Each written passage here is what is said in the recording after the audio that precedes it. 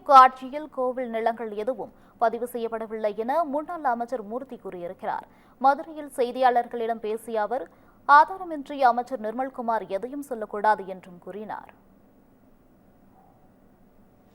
ரெண்டு துறையும் இன்னைக்கு எல்லாமே சொல்லக்கூடிய லெவலில் இருக்கு. அது மின்துறையாக இருந்தாலும் சரி, சட்டத்துறையாக இருந்தாலும் சரி.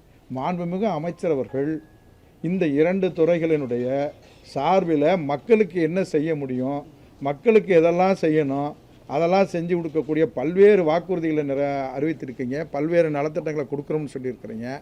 அதை விட்டுட்டு ஒவ்வொரு துறைக்கும் ஒவ்வொரு அமைச்சர் இருக்காங்க. எல்லாருக்கும் நீங்கள் பொதுவாக கூட்டு பொறுப்பு தான்.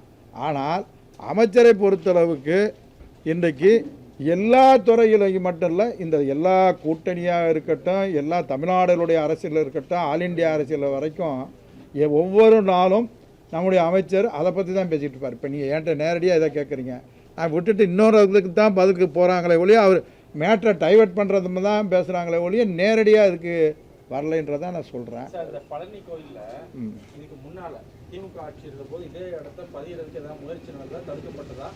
அது மேலே ஏதாவது நடவடிக்கை? இல்லை, அப்படியெல்லாம் நடந்திருந்தால் எங்களுக்கு கவனத்துக்கு வந்திருக்கோம். அந்த மாதிரி எங்கேயும் என் கவனத்துக்கு வந்த மாதிரி தெரியலை. இந்த துறையை பொறுத்தளவுங்க அதிகாரிகளே, மேலதிகாரிகளே அதுக்கான நடவடிக்கை எடுத்துருவாங்க.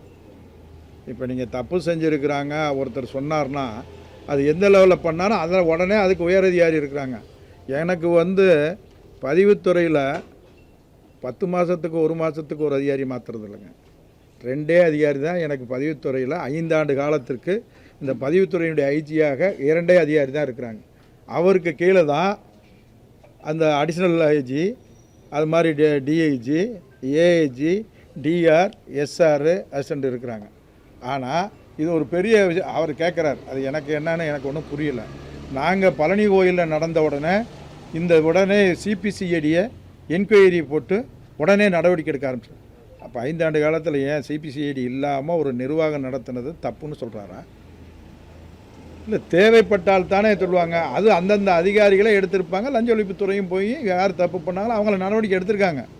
அது ஏறத்தாழ 50க்கு மேற்பட்டவர்கள் மீது நடவடிக்கை எடுத்திருக்கிறாங்க. எல்லாமே இருக்கிறாங்க. நான் சொல்கிறது எல்லா அதிகாரியும் அவங்க தானே.